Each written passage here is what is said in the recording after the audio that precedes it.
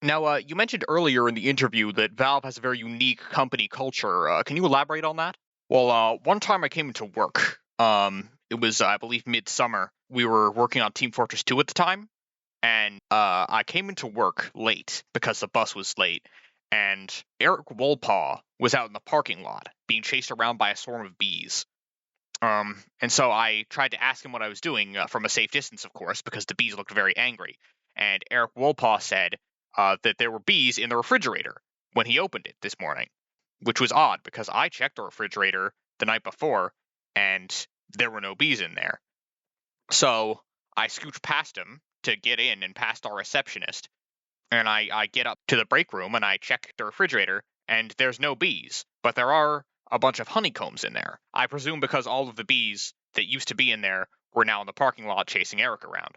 So I searched around the office and nobody had any idea what was going on. It took me about 2 hours of searching, but eventually I found out Dario Casali had been secretly transforming his desk into a beekeeping sort of setup, home beekeeping situation in his desk, and he hadn't told anyone because he was afraid of getting in trouble.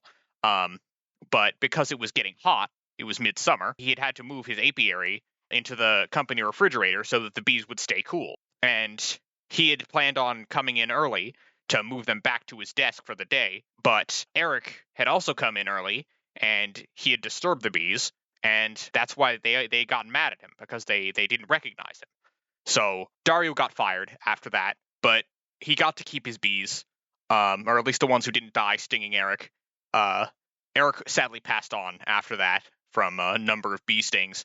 Um, and my heart goes out to both of them because they were really part of the core of Valve. They were what made the company the companies. And I don't think TF2 was ever the same after that. Portal 2 really could have benefited from their expertise, but they're dead and fired respectively. So I guess that's that. What was the question again?